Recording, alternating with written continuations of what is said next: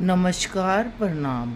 जैसे कि मैं आपको आध्यात्मिकता, राधा प्रेम, कृष्ण प्रेम, मीरा प्रेम, भागवत जी के विषय से अवगत कराती रहती हूँ श्याम बाबा से, तो वैसे ही हमारा जो जीवन है, आज मैं अपने रोज़मर्रा के जीवन से आपको प्रेरित कराना चाहती हूँ कि हम जो हमारा रोज़मर्रा का जीवन होता है, जैसे हम कोई भी दैनिक कार्य करते हैं अपने जीवन में, तो हमें उससे क्या क्या प्राप्त हो सकता है और हम क्या प्राप्त कर सकते हैं।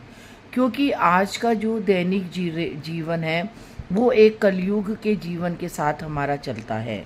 पहले के लोग कितने शांति से रहते थे, कोई दिखावा नहीं होता था, महंगाई नहीं होती थी। एक ही परिवार के लोग 10-10 लोग होते थे एक परिवार में, और सब मिलजुल कर खाना खाते थे, सब मिलजुल कर रहते थे।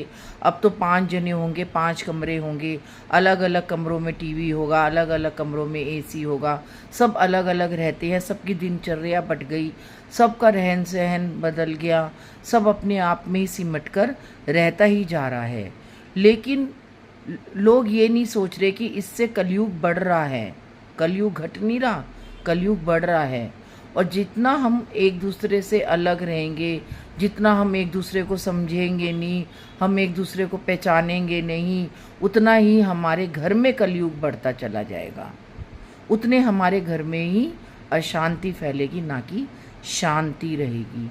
तो हमें रोज़मर्रा के जीवन से ही अपने आप को सीखना है, अपने आप में रहना है और अपने आप को सुधारना है। हमसे भी गलतियाँ होती है, हम भी एक कलयुगी जीव है। चाहे हम कितने आध्यात्मिकता में चले जाएं, चाहे हम कितने ज्ञान में चले जाएं, चाहे हम कितनी भक्ति में चले जाएं, लेकिन हमसे भी गलती होती है। हम भी कलयुग में रहते हैं, कलयुगी जीव के चारों तरफ रहते हैं, तो हमसे भी बहुत सारी गलतियां हो जाती हैं।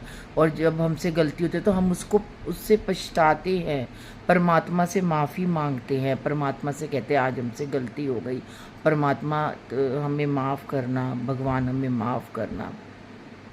तो हम ज्ञान कैसे ले सकते हैं, आध्यात्मिकता के जीवन को कैसे बढ़ा सकते हैं, अपने आप को भक्ति में कैसे डाल सकते हैं। तो इसके लिए हमें अपने जीवन को सुधारना होगा, अपने जीवन को संवारना होगा। क्योंकि हमारे जीवन के जो नैतिक मूल्य हैं, हमारे जीवन का जो एक संचय है, हमारा जो जीवन है एक संचय होता है परमात्मा के प्रति, या इस कलयुग के प्रति, या युग के प्रति।